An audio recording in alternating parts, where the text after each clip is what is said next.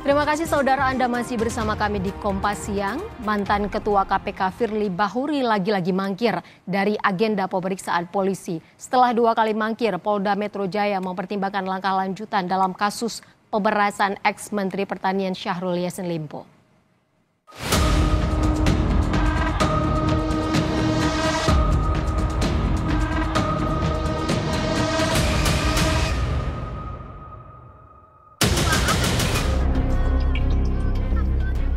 Mantan Ketua KPK Firly Bahuri lagi-lagi mangkir dari agenda pemeriksaan penyidik Polda Metro Jaya.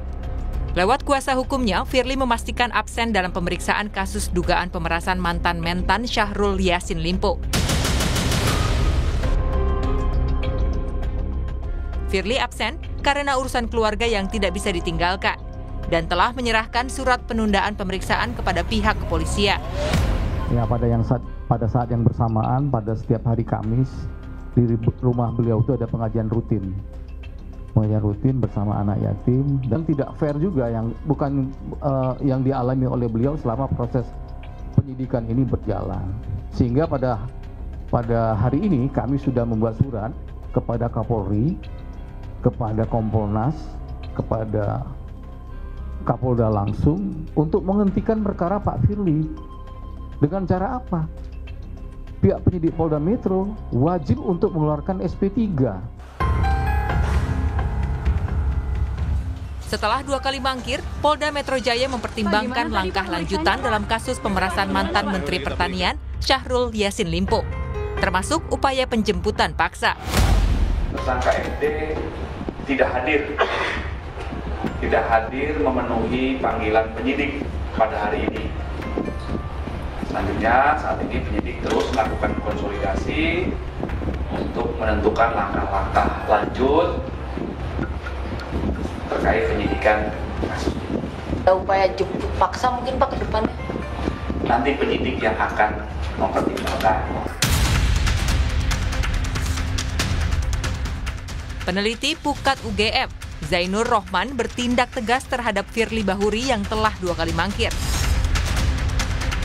Pukat UGM juga meminta polisi segera menahan Firly Bahuri.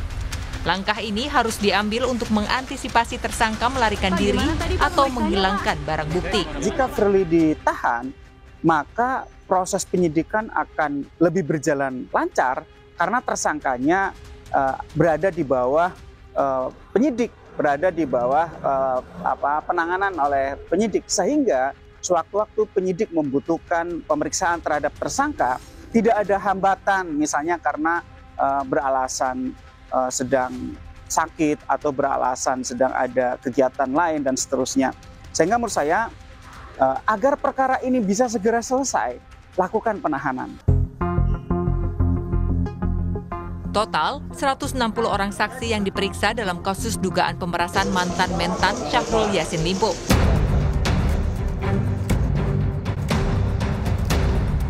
Sejak ditetapkan jadi tersangka pada 22 November 2023, Firly baru 1 kali diperiksa, yaitu pada 6 Desember 2023. 1 tahun lebih menyandang status tersangka, polisi tak kunjung merampungkan berkas kasus dugaan pemerasan dan menahan ex-ketua KPK Firly Bahuri. Tim Liputan, Kompas TV. Kita menuju ke Polda Metro Jaya, sudah bersiap jurnalis Kompas TV Fedriska Ananda. Rizka, polisi bilang ada opsi jemput paksa Firly Bahuri karena berkali-kali mangkir. Bagaimana kelanjutannya?